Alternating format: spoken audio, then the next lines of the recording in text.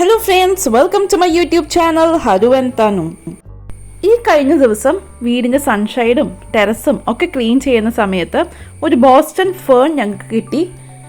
വളരെ ഹെൽത്തി ആയിട്ടുള്ള ഒരു ബോസ്റ്റൺ ഫേൺ ഞങ്ങളുടെ സൺഷൈഡിൽ ഉണ്ടായി നിൽക്കുന്നുണ്ട്. ഇപ്പോൾ മഴക്കാലമൊക്കെ ആയതുകൊണ്ട് നമ്മുടെ വീടിൻ്റെ സൺഷൈഡിലും ടെറസിലും ഒക്കെ ധാരാളമായിട്ട് ഫേൺസും മോസസും ഒക്കെ കിട്ടും. ഒരു പണച്ചെലവുമില്ലാതെ നമ്മുടെ ഇൻഡോഴ്സൊക്കെ ബ്യൂട്ടിഫുൾ ആക്കാൻ സാധിക്കുന്ന ഇത്തരം മനോഹരമായിട്ടുള്ള ഫേൺസിനെ പറ്റിയിട്ടാണ് ഇന്നത്തെ നമ്മുടെ വീഡിയോ. കുറച്ച് പ്രയാസപ്പെട്ടിട്ടാണെങ്കിലും നമുക്ക് ഈ ഫേൺ പറിച്ചെടുക്കാനായിട്ട് സാധിച്ചു.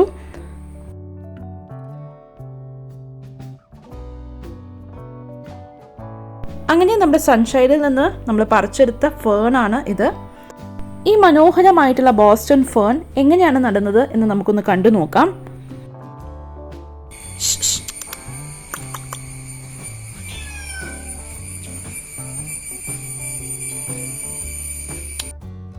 ഇത് നടാനായിട്ട് ഒരു ഐസ്ക്രീം കണ്ടെയ്നറാണ് നമ്മളിന്ന് എടുത്തേക്കുന്നത്.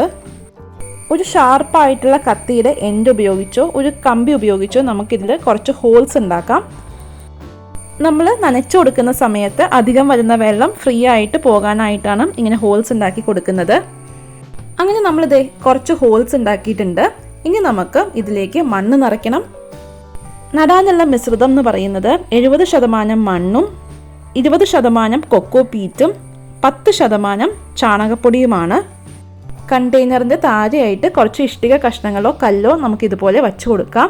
അതിന് മുകളിലായിട്ട് നമുക്ക് നന്നായിട്ട് മിക്സ് ചെയ്ത് എടുത്ത നടിയൽ മിശ്രിതം ചേർത്ത് കൊടുക്കാം.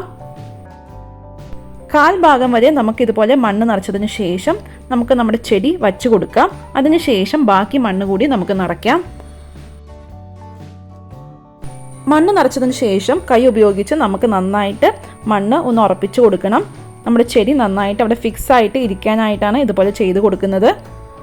ഈ ഒരു ഫേൺ നമ്മൾ ഇൻഡോർ ആയിട്ടാണ് ഇന്ന് വയ്ക്കാൻ പോകുന്നത്. അതുകൊണ്ട് തന്നെ ഞാനൊരു പ്ലാസ്റ്റിക് കണ്ടെയ്നറിലാണ് ഇന്ന് ചെടി നട്ടു കൊടുക്കുന്നത്. എന്നിട്ട് നമ്മൾ ഈ ഒരു പ്ലാസ്റ്റിക് കണ്ടെയ്നർ മറ്റൊരു കണ്ടെയ്നറിലേക്ക് ഇറക്കി വെക്കും. ബോസ്റ്റൺ ഫേൺ സാധാരണയായിട്ട് ഇൻഡയറക്റ്റ് ആയിട്ടുള്ള സൺലൈറ്റ് ആണ് പ്രിഫർ ചെയ്യുന്നത്. നല്ല സൺലൈറ്റ് കിട്ടുന്ന സ്ഥലത്താണ് ഈ ഫേൺ വയ്ക്കണമെന്നുണ്ടെങ്കിൽ ഡെയിലി നമ്മൾ വെള്ളം ഒഴിച്ചു കൊടുക്കണം. എക്സസ് വരുന്ന വെള്ളം ഇതിൻ്റെ ഹോൾസിലൂടെ താഴത്തേക്ക് പൊക്കോളും.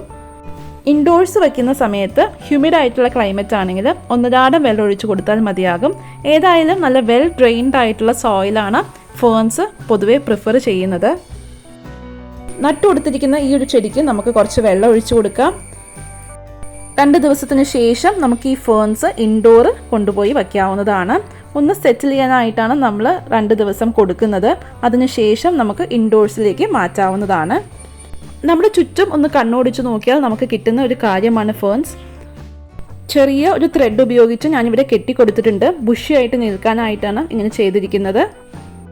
ഒട്ടും തന്നെ പണച്ചെലവില്ലാതെ നമ്മുടെ വീടുകൾ അലങ്കരിക്കാൻ സാധിക്കുന്ന ഇത്തരം ഫേൺസ് തീർച്ചയായിട്ടും നമ്മുടെ വീട്ടിലേക്ക് കൊണ്ടുവരാൻ ശ്രമിക്കുക.